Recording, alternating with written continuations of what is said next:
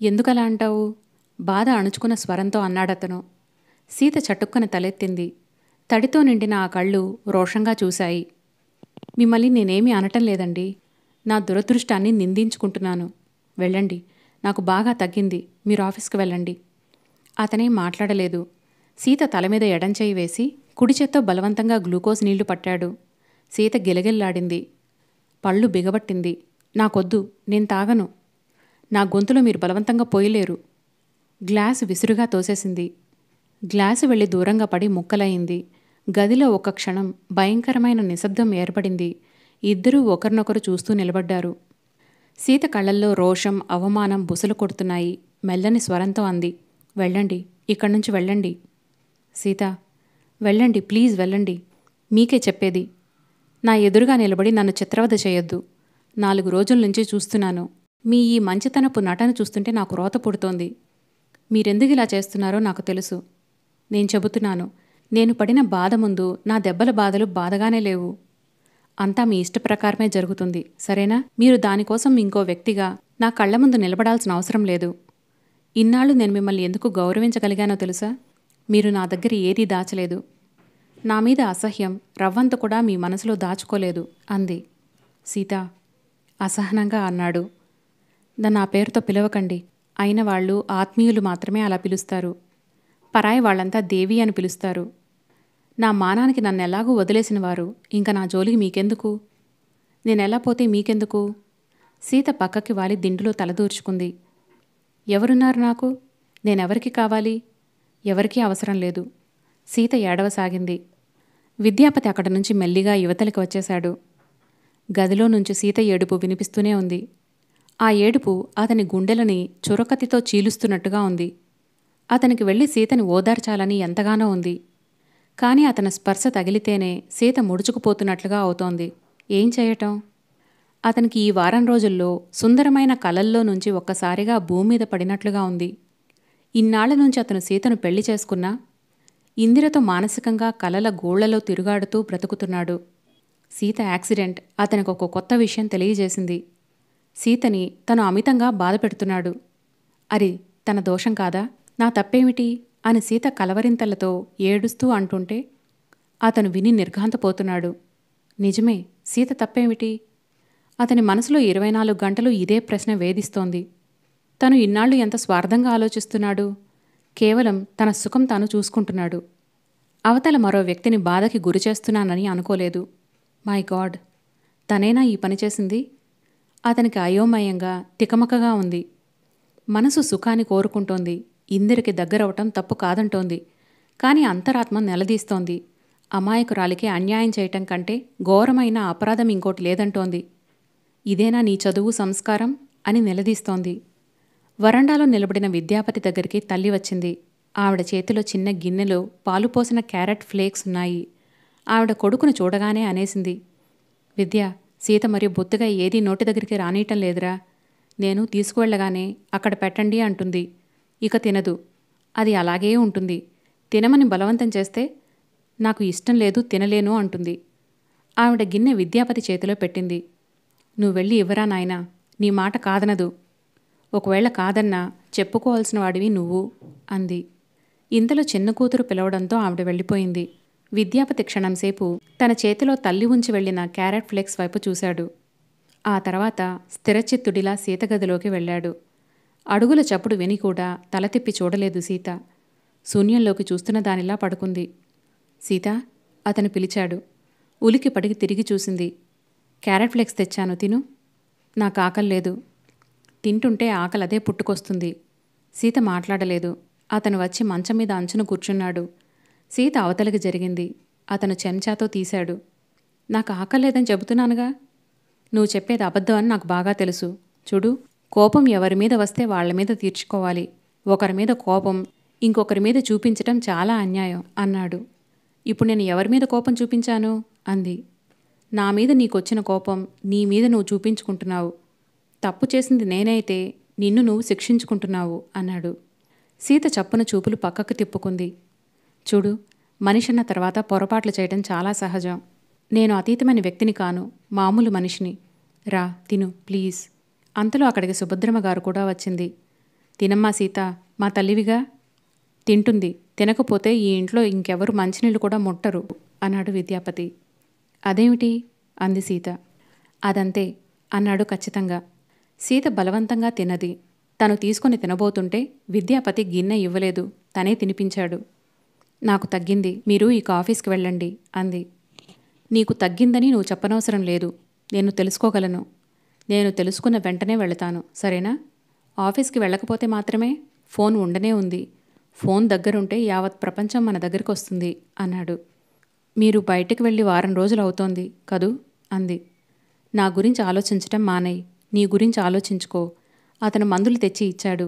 సీత వేసుకుంది. ఆ మధ్యాహ్నం సీతకి పథ్యం విద్యాపతి తనే తినిపించాడు. పిల్లలందరూ దగ్గర కూర్చున్నారు. సీత, విద్యాపతి క్యారం బోర్డు ఆడారు. విద్యాపతి ఓడిపోతుంటే చప్పట్లు కొట్టి నవ్వారు పిల్లలు. తర్వాత పిల్లలు స్కూల్లో వేసిన డ్రామా యాక్ట్ చేసి చూపించారు. విద్యాపతి, సీత, సుభద్రమ్మ గారు చూశారు. సీత పక్కున నవ్వింది. నవ్విన సీతనే చూస్తున్నాడు విద్యాపతి. సాయంత్రం వేళ అయింది. విద్యాపతి సీతకి మందిచ్చాడు. ఇక్కడ కూర్చుంటే విసుగ్గా ఉందా? అలా వరండాలోకి తీసుకెళ్ళనా అన్నాడు. సీత తలూపింది. నౌకరు కుర్చీలు వేశాడు. సీతను విద్యాపతి చేయి పట్టి తీసుకువచ్చి కుర్చీలో కూర్చోబెట్టాడు. రేడియో ఆన్ చేశాడు. ఎదురుగా లాన్లో పిల్లలు స్కిప్పింగ్ ఆడుతున్నారు. మధ్య మధ్యలో వదినా అంటూ కేక పెట్టి ఏదో చెబుతున్నారు. టీ వచ్చింది. విద్యాపతి సీత చేత మళ్లీ బలవంతంగా హార్లిక్స్ తాగించాడు. సీత తాగింది.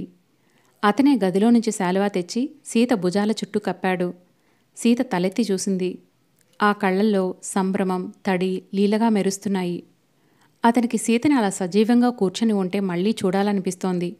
మాటిమాటికి ఆ భయంకరమైన యాక్సిడెంటే గుర్తొస్తోంది. అతని శరీరం జలధరిస్తోంది. సీత బ్రతకటం అనేది సీత అదృష్టం కాదు, కేవలం తన అదృష్టం అనుకోవాలి. జీవితంలో ఒక మహా నరకయాతన నుంచి రవ్వంతలో తప్పించుకున్నాడు. ఇంతలో ఆఫీస్ నుంచి ఫోన్ వచ్చింది. అతను వెళ్ళి మాట్లాడాడు. కుర్చీలో వెనక్కి ఆనుకొని ఫోన్లో మాట్లాడుతున్న అతను దూరంగా కనిపిస్తున్న సీతనే చూస్తున్నాడు. భగవంతుడా, అతని మనసు ఎంతో హాయిగా ఉంది. అతను ఫోన్లో మాట్లాడటం, లెటర్స్ డిక్టేట్ చేయటం చాలాసేపు పట్టింది. అతను ఫోన్ పెట్టేసి వరండాలోకి వచ్చేసరికి చీకటి పడుతోంది. పిల్లలు దూరంగా కూర్చొని కబుర్లు చెప్పుకుంటున్నారు. తల్లి వంట ఇంట్లో ఎక్కడో ఉంది. కుర్చీలో వెనక్కి తల ఆనించి నిద్రపోతోంది సీత. పక్కన రేడియో ఇంకా మోగుతూనే ఉంది. విద్యాపతి రేడియో తీసేశాడు. సీతని మెడ కింద మోకాళ్ల చుట్టూ చేతులు వేసి లేవదీసి లోపలికి తీసుకువచ్చాడు. మందు ప్రభావంతో వచ్చిన మత్తులా ఉంది ఆ నిద్ర. సీత కళ్ళు తెరిచింది. అంతలోనే అవి భారంగా మూసుకుపోయినాయి. తలని అతని గుండెల దగ్గరికి జరిపి కళ్ళు మూసుకుంది. విద్యాపతి సీతను తీసుకువచ్చి మంచం మీద పడుకోబెట్టాడు. రగ్గు కప్పాడు. చిన్న లైట్ వేశాడు. 8 గంటలకి బలవంతంగా లేపి హార్లిక్స్ తాగించి మందు వేసి పడుకోబెట్టాడు. సీత గాఢ నిద్రలో సొమ్మసిలినట్టుగా పడుకుంది. విద్యాపతి కుర్చీలో కాళ్ళు స్టూలు మీద ఆనించుకొని కూర్చున్నాడు. అతనికి ఇంకా కంగారుగానే ఉంది. ఓ రాత్రివేళ సీత ఏడుస్తూ లేచి కూర్చుంది. సీత, సీత అతని చేతి మీద తట్టాడు. సీత మెలకో తెచ్చుకుంది. మీరున్నారా? నన్ను వదిలి వెళ్ళిపోయారట? కలొచ్చింది అంది బేలగా చూస్తూ. అతను లేచి వచ్చి మంచం మీద కూర్చున్నాడు. సీతని దగ్గరకు తీసుకున్నాడు. సీత అతని వైపు సందేహంగా చూస్తోంది. నిన్ను వదిలి నేనెక్కడికి వెళ్ళను, సరేనా? పడుకో, నిద్రపో అన్నాడు. సీత ఇంకా అలాగే అపనమ్మకంగా చూస్తోంది. అతను సీతని దగ్గరికి తీసుకున్నాడు. సీత తలని భుజం మీద ఆనించుకున్నాడు. ఇది నిజమేనా అంది. ఏది అడిగాడు. నేను మీకు దగ్గరగా ఉండటం అడిగింది సీత. నిజమే సీత, నిద్రపో అన్నాడతను. సీత కొద్దిసేపటికి నిద్రపోయింది. విద్యాపతి కూడా నిద్ర వచ్చింది. అతను వెనక్కి దిళ్లకు ఆనుకున్నాడు. మరుక్షణం సుఖమైన నిద్ర వచ్చేసింది. ఎప్పటికో అతనికి మెలకువ వచ్చింది. గుండెల మీద బరువుగా ఉంది. చూస్తే సీత ఒదిగి పడుకొని ఉంది. అతను తుళ్ళిపడ్డట్టు చూశాడు. సీతని మెల్లగా కదిపి దిండు మీద పడుకోబెట్టి లేచి యువతలకి వచ్చాడు. వరండాలోకి వచ్చిన అతనికి చల్లటి గాలి ముఖానికి తగిలింది. ఆకాశంలో నెలవంక కనిపిస్తోంది. అది చూడగానే ఇందిర గుర్తుకు వచ్చింది. అతని మనసు బాధగా ఉంది. అది సన్నటి దారంతో గొంతు బిగిస్తుంటే కలిగే బాధ. విద్యాపతి మనసు ఉక్కిరిబిక్కిరవుతోంది. అతను నిశ్శబ్దంగా, మౌనంగా, ఎవరికీ తెలియకుండా ఆ బాధని భరిస్తున్నాడు. పడని, ఆ మనసు ఎంత బాధపడుతుందో పడని. తను ఇన్నాళ్ల నుంచి ఫోన్ చేయలేదు. ఇందిర ఎంత బాధపడుతుందో. సాయంత్రం చంద్ర ఫోన్ చేశాడు. ఇందిర అతను కలిసి నిన్న సాయంత్రం సినిమాకి వెళ్లారట. ఇందిర బాధపడుతోంది. తనకి తెలుసు. తను కూడా బాధపడుతున్నాడు. అది ఇందిరకి తెలుసా? ఇందిర కాలువ ఒడ్డున నడుస్తోంది. అవతల ఒడ్డున విద్యాపతి నడుస్తున్నాడు. ఇందిర నీళ్లల్లోకి దిగి అతని వైపుకి రావాలని చూస్తోంది. విద్యాపతి రావద్దని అంటున్నాడు. నీళ్లు లోతుగా ఉన్నాయి, రావద్దు అంటున్నాడు. ఇందిర నీళ్లలోకి దిగే ప్రయత్నం మాని మళ్లీ ఒడ్డు వెంటే నడుస్తోంది. అలా ముందుకు వెళితే కాలువ వెడల్పు తగ్గిపోతుందని, లోతు ఉండదని, విద్యాపతి దగ్గరగా వెళ్లటం సులభమని ఇందిరకు అనిపించింది. కానీ ఇందిర అనుకున్నట్టుగా జరగలేదు. రాను రాను ఆ కాలువ ఇంకా ఇంకా వెడల్పుగా అవుతోంది. నీళ్లు అంతకంతకు పెరిగి నిండుగా ఒడ్డుకి రాచుకొని ప్రవహిస్తున్నాయి. ఇందిరకి భయం వేస్తోంది. అవతలి ఒడ్డుని చెట్లు మూసినట్లుగా ఉండటంతో విద్యాపతి కనిపించటం లేదు. ఇందిరకి భయంగా ఉంది, ఒంటరితనంగా ఉంది, అపరిమితమైన దిగులుగానూ ఉంది. అయ్యో, తనెంత తెలివి తక్కువ పనిచేసింది. అక్కడే ధైర్యంగా కాలువ దాటేసి ఉన్నట్టయితే విద్యాపతిని చేరుకోగలిగుండేది. తన పిరికితనమే తనని అతని నుంచి వేరు చేసింది, దూరం పెంచింది. ఇందిరకి ఏడుపొస్తోంది. అటు విద్యాపతి దక్కలేదు, ఇటు ఇల్లు విడిచి ఒంటరిగా వచ్చేసింది. దూరంగా ఇల్లు కనిపిస్తోంది. అక్కడి ఇంటి ముందు తాడు మీద ఫ్యాంట్లు, షర్ట్లు ఆరేసి ఉన్నాయి. ఇందిర ఆ ఇంటివైపు వెడుతోంది. తను దారి తప్పి వచ్చినట్లుగా వాళ్ళకి చెప్పాలి. వాళ్ల సాయంతో మళ్ళా ఇంటికి చేరుకోవాలి అనుకుంటోంది. ఇసుకలో పాదం తీసి పాదం వేయటం ఎంతో కష్టంగా ఉంది. ఇందిరకి ఏడుపు వచ్చేస్తోంది. అది తను ఒంటరిగా ఉన్నందుకు కాదు. విద్యాపతి తనని ఇలా వదిలేశాడేమిటి? అతనికి తను అవసరం లేదా? తన మీద ఇష్టం తగ్గిపోయిందా? తనేమైపోయినా అతను పట్టించుకోడా? ఇందిరకి చెప్పలేనంత దుఃఖం వచ్చేస్తోంది. విద్యాపతి వదిలేశాడనే బాధ భరించలేకపోతోంది. ఏడుస్తూనే ఆ బట్టలు ఆరేసి ఉన్న ఇంటివైపు వెళుతోంది. చీచి, నేనేం చిన్నపిల్లని కాను, ఏడవకూడదు అని మనసుకు నచ్చజెప్పుకున్న కొద్దీ ఏడుపు ఇంకా ఇంకా ముంచుకొచ్చేస్తోంది. ఇందు, ఇందు, ఏమిటి, ఎందుకేడుస్తున్నావు? పావని తట్టిలేపింది. ఇందిర ఉలిక్కిపడి కళ్ళు తెరిచింది. పీడకలేమైనా వచ్చిందా? లేచి కాళ్ళు కడుకొని పడుకో అంది. ఇందిర లేచింది. అక్క ఆదేశం మీద వెళ్ళి కాళ్ళు కడుకొని వచ్చి పడుకుంది. కానీ నిద్ర రావటం లేదు. టైం చూస్తే 4 గంటలవుతోంది. పావని మళ్ళీ నిద్రపోయింది. ఇందిర మంచం మీద కూర్చుంది. ఆ కల ఇంకా జరుగుతున్నట్టే ఉంది. ఇందిర గుండెల మీద భారం మోస్తున్నంత బరువుగా ఉంది. విద్య, నేనెంత ఒంటరితనంతో బాధపడుతున్నానో తెలుసా? నువ్వేమైపోయావు? నేను అనేదాన్ని ఈ ప్రపంచంలో ఉన్నానని నీకు గుర్తే రావటం లేదా?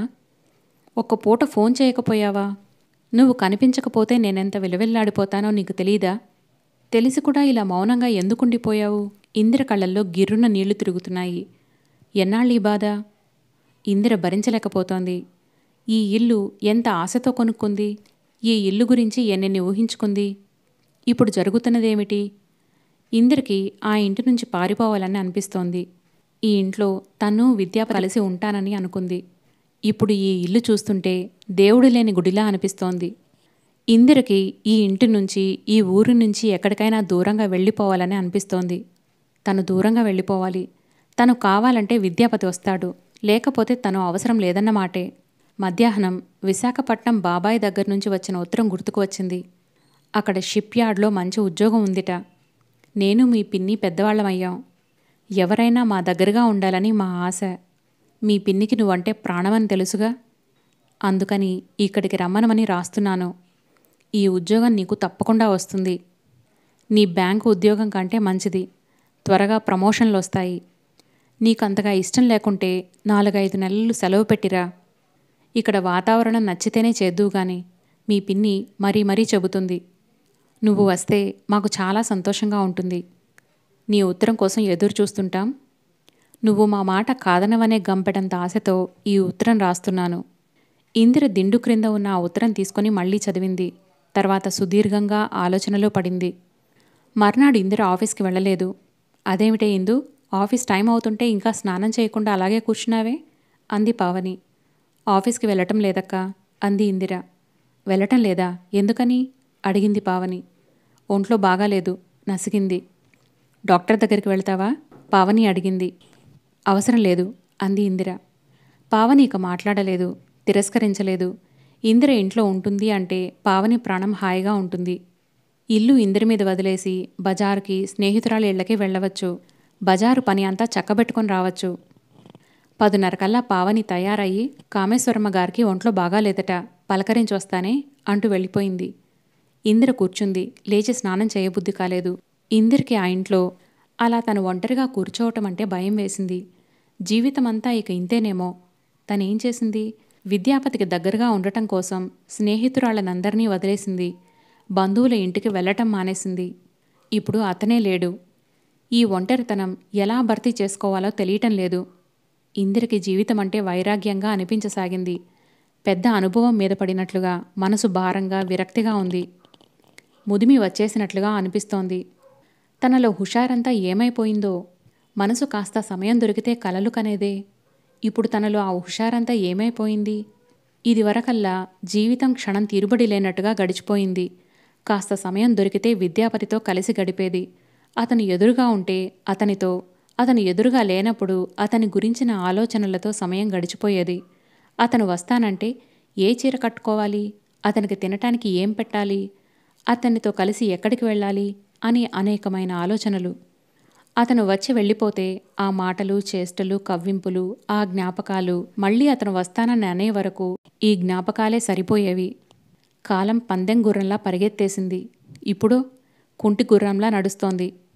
అప్పుడు తనని మురిపించిన ఈ కాలమే ఇప్పుడు తనని విసిగిస్తోంది, తన ప్రాణం తీస్తోంది. ఇదంతా కాలంలో ఉందా? అసలు తన మనసులో ఉందా? ఇందిర మళ్ళీ ఆలోచనలో పడింది. విద్యాపతి ఎందుకు రాలేదు? కనీసం ఎందుకు ఫోన్ చేయలేదు? అతని మౌనం ఏమిటో ఇందిరకి అంతుపట్టలేదు. అతను అంత కదలకుండా సీత దగ్గరే ఉండగలగటం ఇందిరకి చాలా ఆశ్చర్యంగా ఉంది.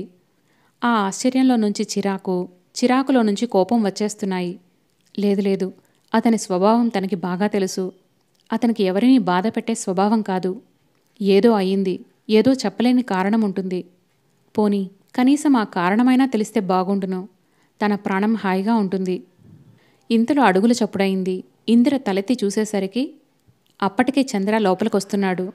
అతని ముఖం చాలా ఆందోళనగా ఉంది. వస్తూనే అడిగేశాడు. ఏమిటి, మీ ఒంట్లో బాగాలేదట? ఎవరు చెప్పారు? అడిగింది ఇందిర. అక్క బస్టాప్లో కలిశారు. ఏమైందసలు? అడిగాడు. ఏమీ కాలేదు. మిమ్మల్ని చూస్తుంటే ఏదో అయినట్టే కనిపిస్తోంది. మీరు బాధ ఏమిటో చెప్పటం లేదు, దాస్తున్నారు అన్నాడు. నేనేం దాచటం లేదు అంది ఇందిర. దబాయించకండి. మనం లోకాన్నంతటినీ మోసం చేయగలమేమో, స్నేహితులని చెయ్యలేం. నిజం చెప్పండి, అసలేమైంది? ఎవరన్నా ఏమైనా అన్నారా? అడిగాడు. మరి అలా ఉన్నారెందుచేత? ఎలా ఉన్నాను? అడిగింది విసుగ్గా, చిరాగ్గా. ఇందిర నవ్వింది. హమ్మయ్య, నవ్వేశారు. అంటే విషయం నేను ఊహించినంత సీరియస్ కాదన్నమాట అంటూ కూర్చున్నాడు. మీరు ఆఫీస్కి వెళ్ళలేదా? అంది ఇందిర. ఏది? వెళ్ళబోతుంటే ఈ వార్త తెలిసింది. ఆ బస్సుకి బదులు ఈ వచ్చే బస్ ఎక్కేశాను. రాత్రి మీరు బాగా నిద్రపోయారా లేదా? అడిగాడు. అంది ఇందిర. అరే, నేను బాగా నిద్రపోయాను. నిజం చెప్పాలంటే చాలా రోజుల తర్వాత నిశ్చింతగా హాయిగా నిద్రపోయాను అన్నాడు. ఏమిటి విశేషం? అడిగింది. అదే నాకు తెలియటం లేదు. నిన్న మీతో మాట్లాడిన తర్వాత నా మనసు మీద పెద్ద భారం తొలగిపోయినట్టుగా ఉంది అన్నాడు. ఇందిర మాట్లాడలేదు. హలో ఇందు, నువ్వు ఇంట్లోనే ఉన్నావా? మీ ఆఫీస్కి వెళ్ళి వచ్చానే తల్లి అంటూ రత్న వచ్చింది. రారా, బహుకాల దర్శనం అంది ఇందిర. రత్న కూర్చుంటూ చంద్ర వైపు ప్రశ్నార్థకంగా చూసింది. ఇందిర రత్నని చంద్రాకి పరిచయం చేసింది.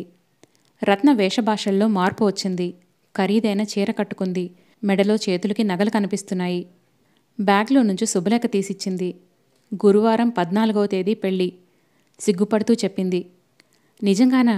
అరే, ఎంత గుడ్ న్యూస్! దొంగ, నాకింతవరకు మాట మాత్రం కూడా తెలియలేదు అంది ఇందిర. సారీ ఇందు, అనుకోకుండా నిశ్చయమైంది. ఎవరికీ తెలీదు. నిజం చెప్పాలంటే నాకు కూడా నమ్మకం లేదు. అవుతుందో లేదో తెలీదు అంది రత్న. అదేమిటి? అర్థం కానట్టు అడిగింది ఇందిర. ఈ పెళ్ళి మా వాళ్ళకిష్టం లేదు. అయ్యో, అలాగా? అవును, నా పెళ్లి పనులు, శుభలేఖలు పంచటం దగ్గర నుంచి నేనే చేసుకుంటున్నాను అంది రత్న. అదేమిటి, నాకు చెబితే నేను చేసేదానిగా అంది ఇందిర. నువ్వు పెళ్ళికొస్తే చాలు, అదే భాగ్యం అనుకుంటాను. రత్న ఇందిరకిస్తూ చంద్రానికి కూడా ఇచ్చింది. తప్పక రావాలి అంది. ఇందిరగారు వస్తే నేను వస్తాను అన్నాడతను. శుభలేఖ తీసుకుని వరుడి పేరు చూస్తున్న ఇందిర ఉలిక్కిపడింది. బాలకృష్ణయ్య అంటే? రత్న వైపు అనుమానంగా చూసింది. ఆయనే ఇందు, మా ఇంటాయన. అదేమిటి రత్న? కంగారుగా అంది. ఆయనకి నా 7 పిల్లలున్నారని కదూ నీ అనుమానం? అయితేనేం, నేను సర్దుకోగలను. మా వాళ్లకి ఇదే ఇష్టం లేదు. నేను ఆయన కూతుర్లా ఉంటానని వద్దని పేచీ పెట్టారు. చేసుకునేదాన్ని నాకిష్టం, మీకేమిటి అభ్యంతరం అన్నాను. మా ఇద్దరికి సంవత్సరం నుంచి పరిచయం ఉంది. పెళ్లి చేసుకోవటం మంచిది అనుకున్నాం. ఆయన కూతుళ్ళకి కొడుకులకి కూడా ఇష్టం లేదు. వాళ్ళింట్లోనూ గొడవే అంది. ఇందిర మాట్లాడలేదు. రత్న చెప్పింది. చెప్పానుగా, 7 ఏడాది నుంచి మా పరిచయం. ఇంటి అద్దె చెల్లించలేని స్థితి మాది. ఆయన సానుభూతితో మమ్మల్ని ఒత్తిడి చేయలేదు. నాకు ఆయనంటే గౌరవం ఏర్పడింది. ఆయనకి ఈ మధ్యనే భార్య పోయింది. ఆ సుస్తప్పుడు నేను ఎంతో సాయం చేశాను. ఆ సమయంలోనే మా ఇద్దరికీ ఒకరంటే ఒకరికి అభిమానం కలిగింది. ఆయనని పెళ్లి చేసుకుంటే నాకు జీవితం నిశ్చింతగా ఉంటుంది. ఇందు, నా సంగతి తెలుసుగా. ఇంతవరకు స్థిరమైన ఉద్యోగం లేదు. అన్నయ్యలు నా సంగతి పట్టించుకోరు. మంచి బట్టలకి, చిన్న చిన్న నగలకి ముఖం వాచినట్టు బ్రతికాను. ఈయనని పెళ్లి చేసుకుంటే నాకవి పుష్కలంగా దొరుకుతాయి. అందుకే చేసుకుంటున్నాను. ప్రేమ గీమా నేనసలు నమ్మను. నాకు వాటి సంగతి తెలీదు. జీవితంలో డబ్బనేది చాలా ముఖ్యం. ప్రేమ లేకపోయినా బ్రతకగలం గాని డబ్బు లేకపోతే బ్రతకలేమనిపిస్తుంది. కట్నం ఇవ్వలేని, ఉద్యోగం లేని నన్ను ఏ మగాడు చేసుకుంటాడు చెప్పు? ఈ పెళ్లి ఖర్చులు కూడా ఆయనే పెట్టుకుంటానన్నాడు. నాకేమిటో ప్రాణం హాయిగా ఉంది అంది. ఇందిర స్తబ్దురాలిగా కూర్చుండిపోయింది. రత్న కొత్త వ్యక్తిలా కనిపిస్తోంది. రత్న 2-3 అబ్బాయిలతో ప్రేమ వ్యవహారంలో నుంచి బయటకు వచ్చింది. ఒకతను వదిలేసి వెళ్ళిపోతే ఇంకొకతను పెళ్లి చేసుకొని అదే ఊర్లోనే ఉంటున్నాడు. అతడు రత్నని ఎరగనట్టే ప్రవర్తిస్తాడు. బహుశా రత్నకి ఆ వ్యవహారాలతో అసలు ప్రేమ మీదనే నమ్మకం పోయి ఉండొచ్చు. పెళ్లికి తప్పక రావాలి సుమా అంది లేస్తూ రత్న. ఇందిర తల ఊపింది. సారీ ఇందు, మీ ఇంటి గృహప్రవేశానికి రాలేకపోయాను. నేనప్పుడు ఊళ్ళో లేను. ఇల్లు బాగుంది. విద్యాపతి వస్తున్నాడా అంది. ఇందిర చప్పున రావడం లేదన్నట్టు తల ఊపింది. ఈ మగాళ్ళింతే. పెళ్ళవగానే అంతకుముందు ప్రేమ వ్యవహారాలన్నిటినీ మర్చిపోయినట్టు ప్రవర్తిస్తారు. మనం కూడా అలా చేయగలిగితే చాలా సుఖపడతాం. కానీ మన ఈ ఆడమనసులున్నాయి చూడు, అవి చాలా వింతైనవి. ఓ పట్టాన మర్చిపోవు. విద్యాపతి సీతతో బాగానే కాపురం చేస్తున్నాడు అంది. ఇందిర ముఖం ఎర్రబడింది. తల తిప్పి చూసింది. చంద్ర అంతకుముందే అక్కడి నుంచి లేచి వెళ్ళి దూరంగా ఉన్న పుస్తకాల బీరువా పరీక్ష చేస్తున్నాడు. రత్నకి ఆ గదిలో మరో వ్యక్తి ఉన్నాడని అప్పుడు గాని గుర్తుకు రాలేదు. ఓ, ఐఎమ్ సారీ అంది. తప్పకుండా రావాలి సుమా అని మరీ మరీ హెచ్చరించి వెళ్ళింది. ఇందిర చంద్రవైపు చూసింది. అతనికి విద్యాపతి గురించి తెలుసా? చంద్ర పుస్తకం పట్టుకొనొచ్చాడు. మీ స్నేహితురాల్ని చూస్తే జాలేస్తోందండి ఇందిరగారు అనన్నాడు. ఎందుకని? ఆమె మనిషి జీవితంలో ప్రేమ కంటే డబ్బు ముఖ్యం అనుకుంటోంది. ఆ డబ్బు దొరికిన తర్వాత ప్రేమ ముందు అదెంత తృణప్రాయమో అర్థమవుతుంది అన్నాడు. ఇందిర క్షణమాగి ఆలోచిస్తున్నట్టుగా అంది. మీరన్నది నిజమే. కానీ ఆ మాట అందరికీ వర్తించదు. ప్రేమను గురించి తెలిసిన వాళ్లకే అది అర్థమవుతుందేమో అంది. అదీ కరెక్టే అన్నాడతను. పావని వచ్చింది. చంద్ర ఆ రోజు ఆఫీస్కి సెలవు పెట్టాడు. ఇందిరని బలవంతంగా రవీంద్ర భారతిలో ప్రోగ్రాంకి లాక్కెళ్ళాడు. ఇందిర రాను అంటే పావని కేకలేసింది. కాస్త అలా బయటికి వెళ్ళి వస్తే ప్రాణం తేరుకుంటుంది అంటూ బలవంతం చేసి పంపించింది. చంద్ర, ఇందిర టాక్సీలో రవీంద్ర భారతికి వచ్చారు. చంద్ర టాక్సీ దిగి ఇందిర కోసం డోరు తెరిచి పట్టుకున్నాడు. టాక్సీలో నుంచి దిగుతున్న ఇందిర దూరంగా మెట్లెక్కి వెళుతున్న వ్యక్తిని చూసి సర్పద్రష్టలా ఆగిపోయింది. విద్యాపతి వెళుతున్నాడు. అతని పక్కన సీత ఉంది. పసుపు రంగు షిఫాన్ చీరకి ఎర్రటి జరీ బార్డరున్న చీర కట్టుకుంది. భుజాల చుట్టూ షాల్ ఉంది. అది జారిపోతుంటే విద్యాపతి సరిచేసి జాగ్రత్తగా కప్పుతున్నాడు. సీత మెట్లెక్కుతుంటే అతను భుజాల చుట్టూ చెయ్యి వేసి ఆసరాగా పట్టుకున్నాడు. చంద్ర టాక్సీ అతనికి డబ్బులిచ్చి అతను తిరిగి ఇచ్చిన చిల్లరని జేబులో పెట్టుకుని ఇటు తిరిగేసరికి ఇందిర కళ్ల మీద చెయ్యి ఆనించుకొని ముందుకు వంగి కూర్చుంది. ఏమైంది? చంద్ర ఆదుర్దాగా అడిగాడు. కళ్ళు తిరుగుతున్నాయి. నేను నడవలేను. ప్లీజ్ ఇంటికి వెళ్దాం. మీరుండిపోండి. ప్రోగ్రాం చూసిరండి. నేను వెళ్ళిపోతాను. డ్రైవర్, నన్ను ఇంటి దగ్గర దించు అంది. అదేమిటి? నేను మీకోసం వచ్చాను గాని ప్రోగ్రాం చూడ్డానికి రాలేదు. మీకు ఒంట్లో బాగాలేకపోతే వెళ్ళిపోదాం. డ్రైవర్, ఇంటికి పోని. చంద్ర లోపల కూర్చొని డోర్ వేస్తూ అన్నాడు. టాక్సీ స్టార్ట్ అయింది. ఇందిర కళ్ల మీద చెయ్యి ఆనించుకొని వేళ్లతో కణతలు పట్టుకొని ముందు సీటుకి తల ఆనించి అలాగే కూర్చుంది. చందర ఒక క్షణం తటపటాయించాడు. ఆ తర్వాత సాహసిస్తున్నట్లుగా ఇందిర చేతిని తన చేతుల్లోకి తీసుకున్నాడు. ఇందిర చిగురుటాకులా కంపిస్తుండటం అతను గమనించాడు. ఏమై ఉంటుంది అనుకోసాగాడు. ఇందిర రత్న పెళ్లికి వచ్చింది. చంద్ర కూడా వచ్చాడు. రత్న మెడలో మంగళసూత్రం కడుతున్న బాలకృష్ణయ్యని చూసి వచ్చిన ఆహూతులంతా నవ్వుకోసాగారు. ఆయన వయసు 50 సంవత్సరాలు ఉండవచ్చు. నల్లగా ఉన్నాడు. పొట్ట బాగా ఉంది. రత్న విడిగా చూస్తే ముదురు పెళ్లికూతురులా కనిపించినా ఆయన పక్కన నాజూగ్గా అతి చిన్న వయసుగా కనిపించింది. కొంతమంది బాహాటంగానే విమర్శలు చేశారు. ఇది కేవలం డబ్బు కోసం ఆ అమ్మాయి పడిన కక్కుర్తి. పిదపకాలం కదా, ఏం ఆడపిల్లలు అన్నారు కొంతమంది. రత్న కోరిక మాత్రం 100కి 100 పాళ్ళు ఫలించింది. జరీ ముద్దలాంటి అతి ఖరీదైన చీర, ఒంటినిండా మెరిసిపోయే నగలు. రత్న కళ్ళు కోరుకున్న వ్యక్తితో ప్రేమ వివాహం జరిగినట్టే మెరిసిపోతున్నాయి. మాటిమాటికి అలవోకగా చీరని నగలని చూసుకుంటోంది. పెళ్లికి ఆయన పిల్లలు వచ్చారు. ఆయన కూతుళ్ళు రత్నని తిట్టిపోశారు. మొత్తానికి ఆ పెళ్లి అంతా నవ్వులాట తతంగంగా జరిగింది. ఇందిరకి చాలా బాధ కలిగింది. రత్న ఎందుకిలా పిచ్చి పని చేసి నలుగురి నోళ్లలో పడింది అనుకుంది. చంద్ర ఇందిర అభిప్రాయాన్ని ఖండించాడు. ఇందిరగారు, మీరు చాలా పొరబడుతున్నారు. రత్న ఆ అమ్మాయికి కావాల్సింది పొందుతోంది. లోకం ఏమనుకున్నా లెక్క చేయటం లేదు.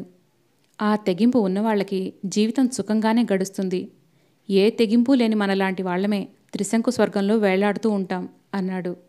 ఇందిరకు ఆ మాటలు నిజమేననిపించింది. ఆ అమ్మాయి ముఖంలో ఆనందం ఒకసారి చూడండి. దానికి ఏదీ సాటిలేదు. తనకి కావాల్సిందేమిటో తను పొందిన ఆనందం అది. కొంతమందికి జీవితంలో ప్రేమ కావాలని అనిపిస్తుంది. కొంతమందికి డబ్బు, కొంతమందికి అధికారం, కొంతమందికి మంచితనం. ఇలా ఎవరు అనుకున్న దానికోసం వారు తాపత్రయపడతారు. ఒకరిని చూసి ఒకరు విమర్శించుకోనవసరం లేదు అన్నాడు. చంద్ర మనుషుల్ని గురించి చాలా వివరంగానూ సానుభూతిగానూ ఆలోచిస్తాడని అనిపించింది. ఇలాంటి వాళ్లతో పేచీ ఉండదు. చంద్ర లాంటి వారంతా ఎదుటివారిని అర్థం చేసుకొని సర్దుకుపోవాలని చూస్తుంటారు. ఇందిరా చంద్ర ఇంటికి వచ్చేసరికి దూరపు బంధువైన కాంతయ్య గారు కూర్చొనున్నాడు. ఆయన ఇందిర వెంట లోపలికి వచ్చిన చంద్రాన్ని నిశితంగా ఆరాగా చూశాడు. పావని, ఈ అబ్బాయి ఎవరు అన్నాడు. ఇందిరతో పాటు బ్యాంక్లో పనిచేస్తాడు. మనవాళ్లే, చుట్టాలవుతారు అంది. పావని తీరే అంతా బంధువులైనా కాకపోయినా మనవాళ్లే అంటూ బంధుత్వాలు కలిపేస్తుంది. పెళ్ళయిందా అతనికి అడిగాడు. కాలేదు అంది. ఆయన ఇందిర వంక చంద్రవంక అనుమానంగా చూశాడు. ఇందిర పెళ్లి చేసుకోదటే అన్నాడు. చేసుకోవాలనుకుంటే అవుతుందా తాతయ్య? ఆ కళ్యాణ్ గడియలు తోసుకురావద్దు అంది పావని కాఫీ కలుపుతూ. మనసుంటే మార్గం అదే దొరుకుతుందే. ఆ విద్యాపతిని చేసుకుంటుంది అన్నావు. అతగాడేమో చక్కగా ఉన్నవాళ్ల అమ్మాయిని చేసుకుని లక్షణంగా కాపురం చేస్తున్నాడు. మరి నీ చెల్లెలికి కూడా గంతకు తగ్గ బొంత ఏదో చూడాలిగా. వయసు ముదిరితే ఏ రెండో పెళ్లివాణ్ణో అంటూ ఏదో చెప్పబోయాడు. ఇందిర వేగంగా ఊపిరి పీలుస్తూ చరచరా ఆయన దగ్గరకు వచ్చింది.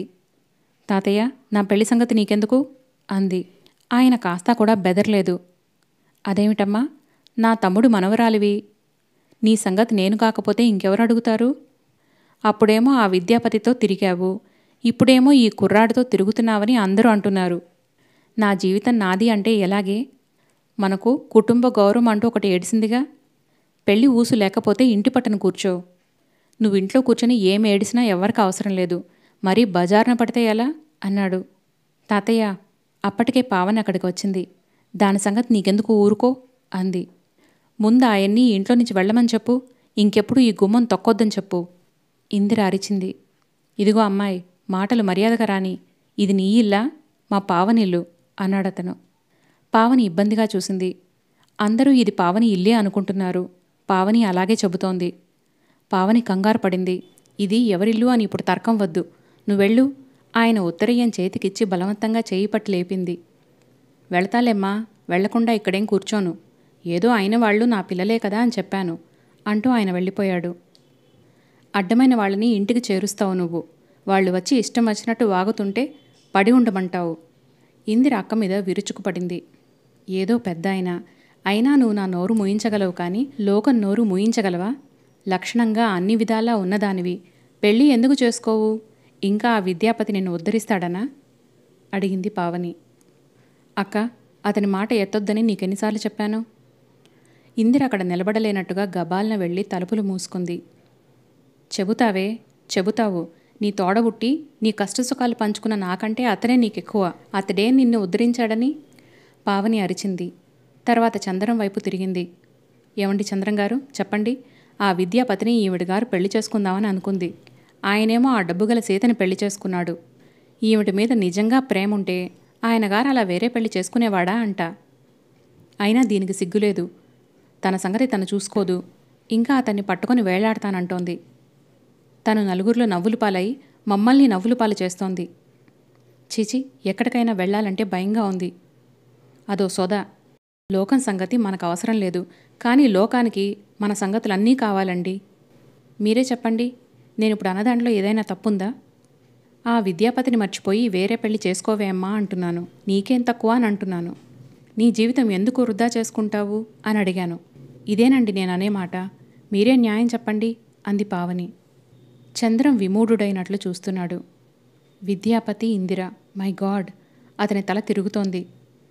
తనకింతవరకు మాట మాత్రం కూడా తెలియదే. అతని కళ్ల ముందు ఏవేవో దృశ్యాలు తిరుగుతున్నాయి. తెలివిగల ఇందిర, ఆరోగ్యంగా అందంగా ఉన్న ఇందిర, మంచి ఉద్యోగం, ఇల్లు, అన్ని ముఖ్యమైన వసతులు జీవితంలో ఉన్నా ఏమీ లేనట్లుగా దీనంగా బేలగా ఇందిర ఎందుకుంటోందో ఇప్పుడు అతనికి అర్థమవుతోంది. సీత పట్ల విద్యాపతి ముభావం, సీత కళ్లల్లో అసంతృప్తి. My God. అతను తల పట్టుకొని సోఫాలో కూర్చున్నాడు. అంటే అన్నీ తప్పే. కళ్ళుండి కూడా గుడ్డివాళ్లలా చూస్తూ ఊరుకోమంటుంది. నేను ఊరుకుంటూనే ఉన్నాను. లోకాన్ని ఊరుకోమంటే ఎలా ఊరుకుంటుంది? వంట ఇంట్లోకి వెళ్ళి గిన్నెలు సర్దుతున్న పావని బిగ్గరగా సణుక్కుంటోంది. చంద్ర చాలాసేపు అక్కడే కూర్చుండిపోయాడు. అతను తల తిప్పి తలుపులు మూసి ఉన్న ఇందిర గదివైపు చూశాడు.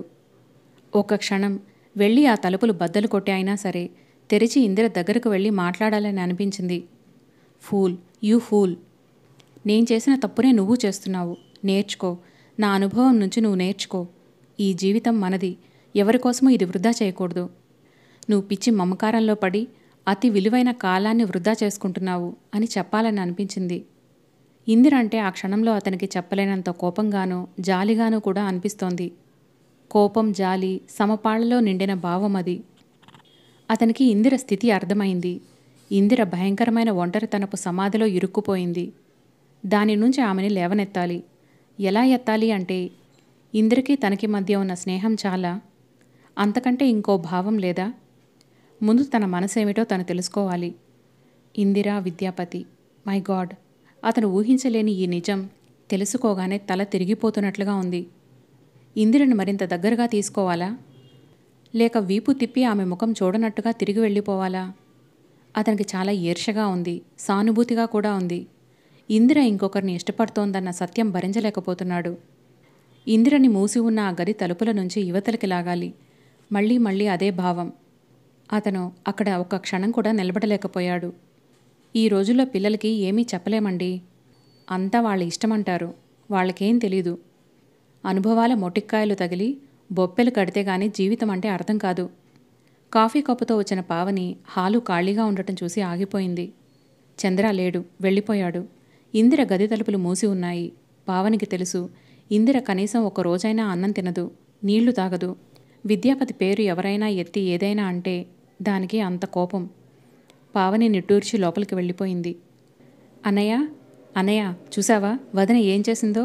విద్యాపతి చెల్లెలు పరిగెత్తుకుంటూ వచ్చింది. పేపర్ చూస్తున్న విద్యాపతి కంగారుగా తలెత్తాడు. ఏం చేసింది అన్నాడు. కుందేళ్లని వదిలేసింది. చిలకన పెట్టే పంజరం తలుపు తెరిచేసింది. కుక్కల్ని సాకే సంఘం ఉందిట, దానికి ఇచ్చేసింది అంది. విద్యాపతి పేపర్ మడిచి పక్కన పెట్టాడు. సరే, నువ్వు వెళ్ళి చదువుకో అన్నాడు. చెల్లెలు వెళ్ళలేదు. అన్నగారి చేతిని పట్టుకొని దీనంగా చూస్తూ అడిగింది. అంతేకాదు, నన్ను పిలిచి ఏం చెప్పిందో తెలుసా? ఏం చెప్పింది? నేను, చిన్నన్నయ్య, చెల్లాయి హాస్టల్లో ఉండి చదువుకోవాలిట. ఎందుకట అడిగాడు విద్యాపతి. ఈ పనులన్నీ చూసే ఓపిక తనకి లేదట. తనకి విశ్రాంతి కావాలిట అంది. సరే, అలాగే చేద్దాంలే అన్నాడు.